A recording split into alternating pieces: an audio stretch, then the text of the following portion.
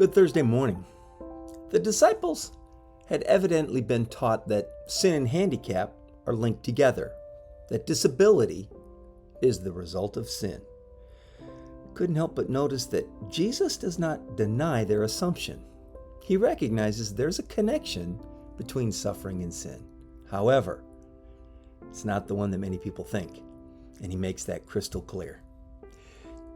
Jesus knows that we're not living in a world where we can always expect perfection.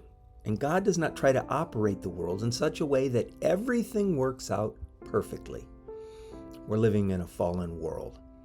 The scriptures declare that we're living in a broken world, a fragmented world, if you will, a world which is not what it once was and what it will one day become.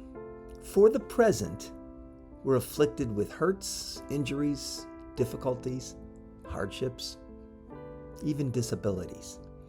The scriptures confirm that everybody's affected by human evil. And many of us think we've escaped it because we weren't born with some obvious disability. But in fact, we all have disabilities of one kind or another. Every human being reflects in their life some aspect of fallen humanity.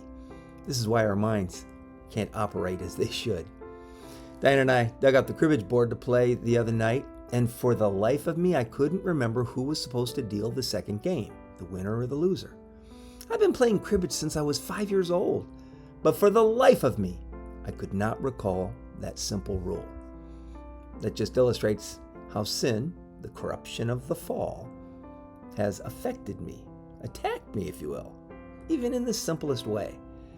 But Jesus makes clear that suffering is not always directly traceable to personal sin. Sometimes it is, but in the case of this man, that's just not true.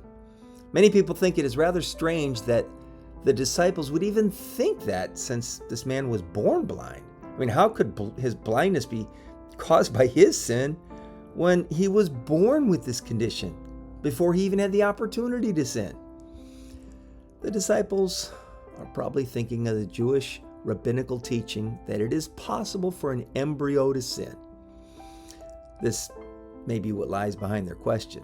But Jesus declares, no, it's not that. Nor is it his parents' sin. Why then was the man born blind?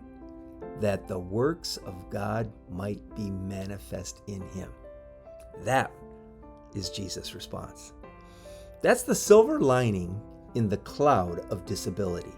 It's an opportunity, not a disaster. It's an opportunity for the glory of God to be manifested in a person's life and in the lives of those who come in contact with that person that would otherwise never see it.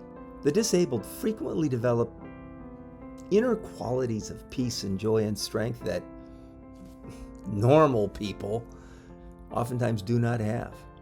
They sometimes show a tremendous strength of spirit that is able to take on challenges and endure difficulties that other people cannot. Fanny Crosby, the author of the hymn Blessed Assurance, was blind from infancy as a result of an accident.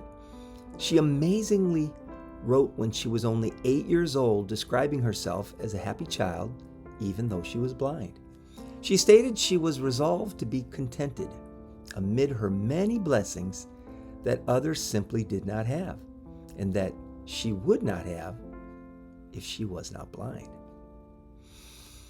Help me, Lord, to come like this man and worship at your feet, and to recognize that you have come into the world to give me light in my world of darkness. Blessed assurance, Jesus is mine. Oh, what a foretaste of glory divine, heir of salvation, purchase of God, born of his Spirit, washed in his blood. This is my story, this is my song, praising my Savior all the day long.